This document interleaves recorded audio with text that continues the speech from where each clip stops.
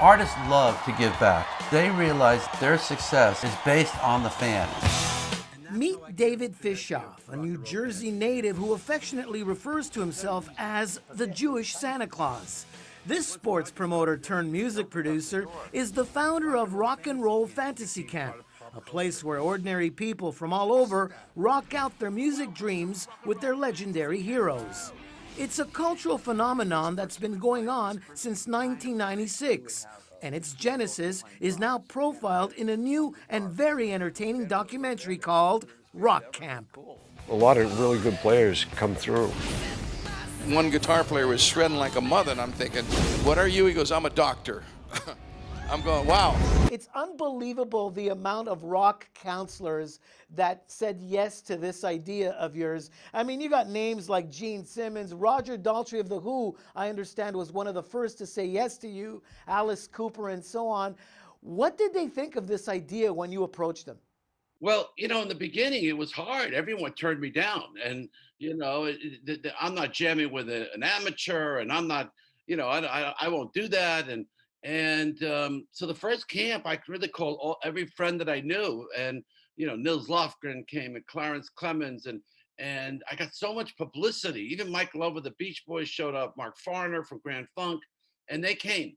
And we got a lot of publicity, but it was a disaster. And I didn't do it for 4 more years. And then I decided I was going to do it again. But I think when I approached Roger Daltrey, I went over to England, and I was talking to him. I said, Roger, would you do my camp? And the whole night he kept saying to me, what's a camp? Camp. You should do a camp. And I said, he said, you should do the Thompson twins, and you should do the Village People. Because in England, the word camp is different than what it is in the Catskills, where I grew up.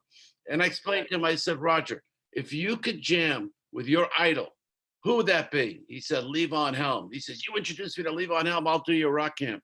And that's how I got him. I want every rock star to do what inspires them. I had to experience it. If Bob Dylan and Gene Simmons and Jimi Hendrix auditioned for The Voice, do you think we'd make it? Oh, it's Valentine. You think we'd make it? I see you playing, but get with him. It's great, huh? Now, a lot of these rock campers, have backstories which are so touching. Obviously, they use the rock camp as a journey for self-help, to help them overcome problems that they can't shake on their own. And we meet such interesting, wonderful people. Tammy from New Jersey, who's a drummer but really wants to grow the courage to sing. We have Blake, a young man diagnosed with autism at the age of 3 and uses the camp to help him, and music was his salvation. So there's some wonderful stories of the human condition at play here, isn't there?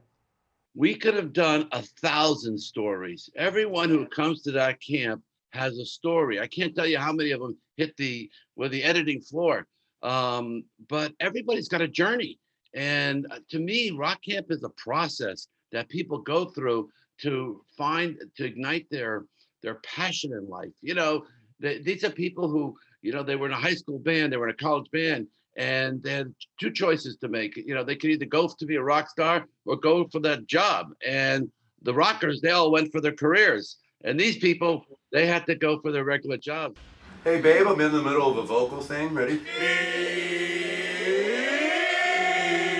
I'll call you back, okay? Now, David, a lot of people at home are watching this interview and they're saying, I want to go to the Rock and Roll Fantasy Camp. Obviously, there's a pandemic going on, and when that's all sorted out, hopefully people will be able to do this. But how costly is it? How much does it cost for one to take part in this? So the camp starts at $4,000 for 4 days, and plus hotel.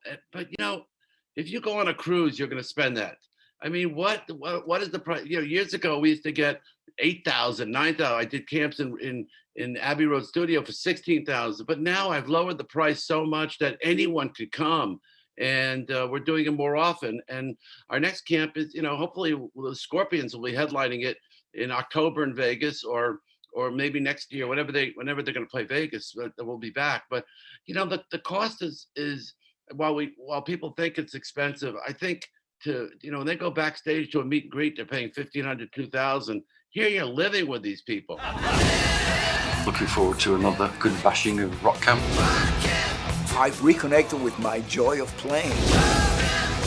singing for the first time on stage. It's a very special thing. And I loved what you said. You take great pride in taking the yarmulke to a new level. Well, you know, I guess, you know, I'm a survivor's kid, so I'm not forgetting where I came from. I can't think of a more fun thing to do. I mean, it's better than stamp collecting. For CTV News, I'm Mose Persico.